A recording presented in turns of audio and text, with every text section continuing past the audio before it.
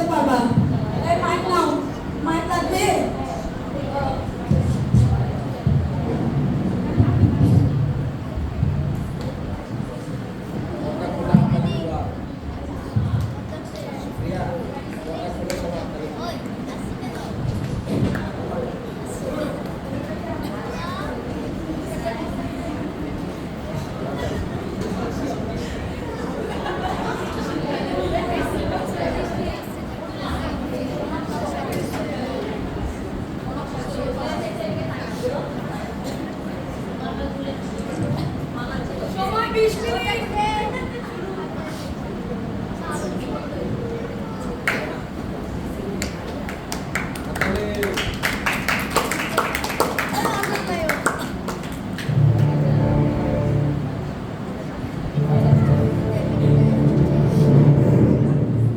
ফিলিস্তিনিরা যুদ্ধের জন্য সৈন্য জড়ো করে নিয়ে জিহুদা বস্তির এলাকার শহরে গেল।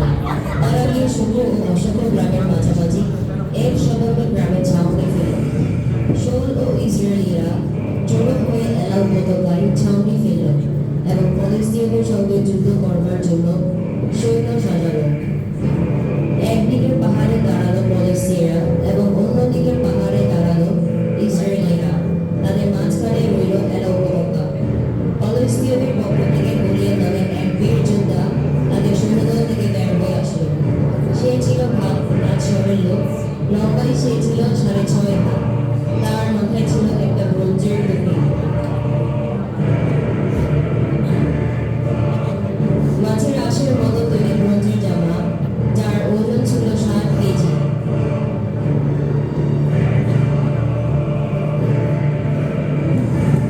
তার কাঁধে ঝুলানো ছিল ব্রোঞ্জের তলোয়ার।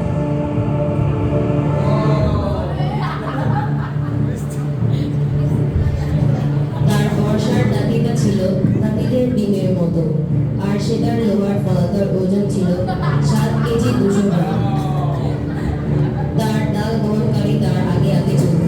গলিয়াত দাঁড়িয়ে চিৎকার করে ইসরায়েলের সৈন্যদলকে বলল, কেন তোমরা যুদ্ধের জন্য সৈন্য সাজাতে এসেছো? আমি একজন ফিলিস্তীয় আর তোমরা সরে যাবো। তোমরা তোমাদের মধ্য থেকে একজনকে বেছে নাও যে আমার হয়ে যুদ্ধ করবে। আর তো এই যুদ্ধে যদি আমাকে তোমরা হারাতে পারো তাহলে আমরা তোমার চাকর হব। আর যদি তোমরা আমাদেরকে হারাতে পারো তাহলে আমাদেরকে তোমাদের চাকর হবে। আমি আজই বলতেছি তোমরা এখনই একজনকে বেছে নাও। তার এইসব কথা শুনে শৌল ও অন্যান্য ইসরায়েলীরা ভীষণ ভয় পেলেন।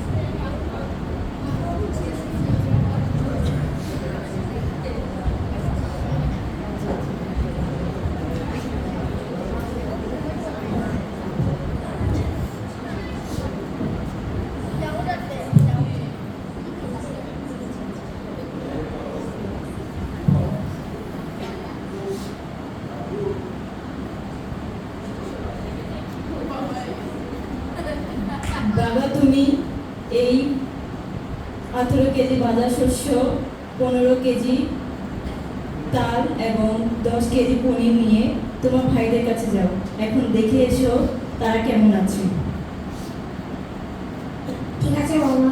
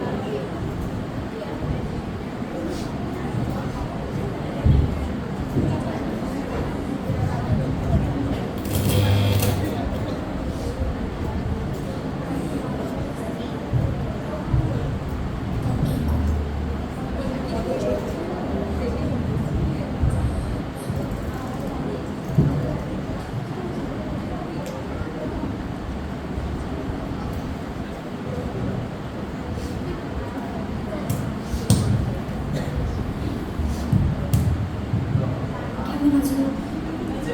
ভালো আছি, বাবা কেমন আছে? ভালো। দেখো ওই লোকটি বাবার বাড়ি আসছে, সে বাবার স্ত্রীকে টিকা দিচ্ছে। সুর বলেছেন যে তাকে মেরে ফেলতে পারবেন তিনি তাকে প্রচুর ধন সম্পত্তি দিবেন এবং তার সঙ্গে তার মেয়ের বিয়ে দিবেন। যে পুলিশ তোকে মেরে ফেলবে তার উপর কি করা হবে? তুই কেন এখানে এসেছিস?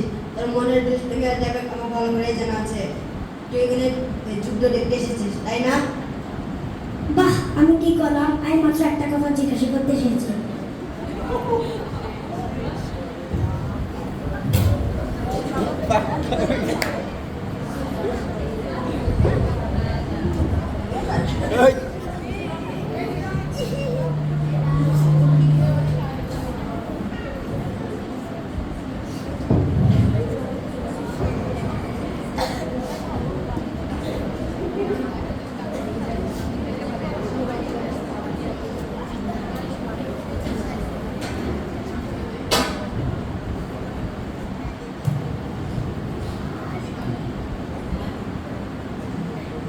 মহারাজ, একজন পুলিশকে ওদের সাথে যুদ্ধ করতে এসেছে। ঠিক আছে, তাকে নিয়ে এসো। জি মহারাজ।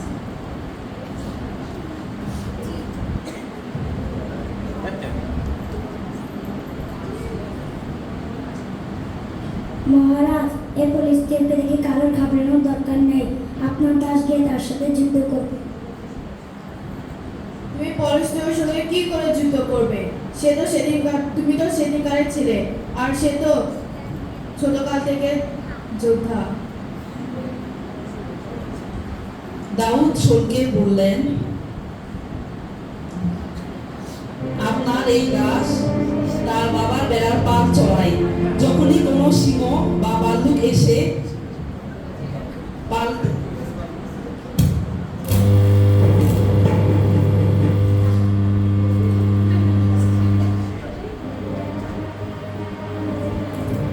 দাউদ শোলকে বললেন, আপনার এই দাস তার বাবার বেড়ার পাল চড়ায়। যখনই কোনো সিংহ বা ভাল্লুক এসে পাল থেকে বেড়া ধরে নিয়ে যেত, তখনই আমি তার পিছনে পিছনে দৌড়ে গিয়ে তাকে মেরে তার মুখ থেকে বেড়াটাকে রক্ষা করতাম। সে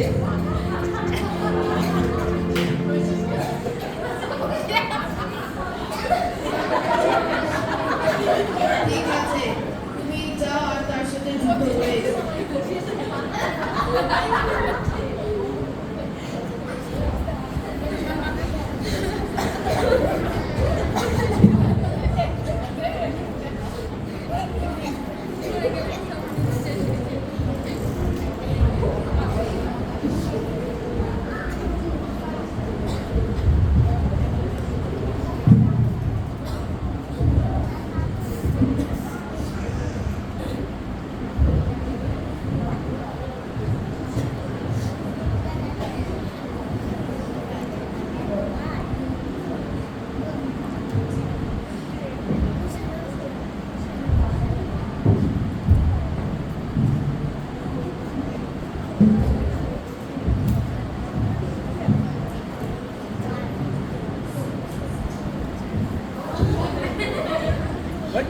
ওই দেখ, সে আমার সাথে একা যুদ্ধ করতে আসছে।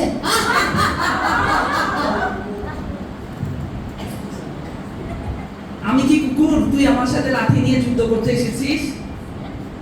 তুমি আমার কাছে আসছো তলোয়ার আর বর্ষা নিয়ে, কিন্তু আমি আসছি সর্বক্ষমতার অধিকারী সর্বপ্রভুর নাম নিয়ে। তিনি আজকে তোমাকে আমার হাতে তুলে দেবেন, আর আমি তোমার মাথা কেটে দেব এবং আকাশের পাখি এবং সব পৃথিবীর সব পশুদের কেটে দেব। তবে আয় যুদ্ধ করতে।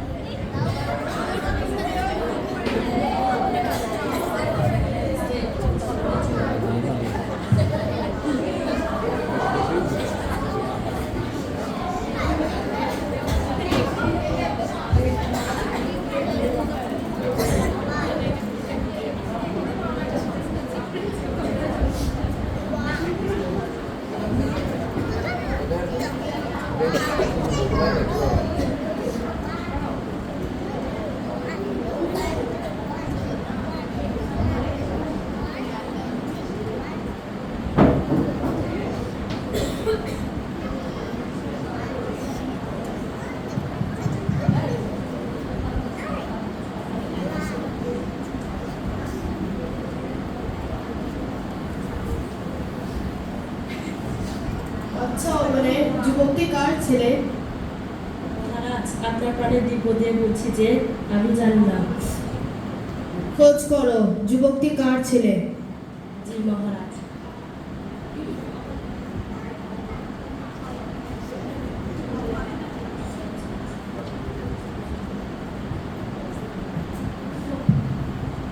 যুবক, তুমি কার ছেলে? আমি বেথলেহেম গ্রামে আপনার দাস জেসির ছেলে।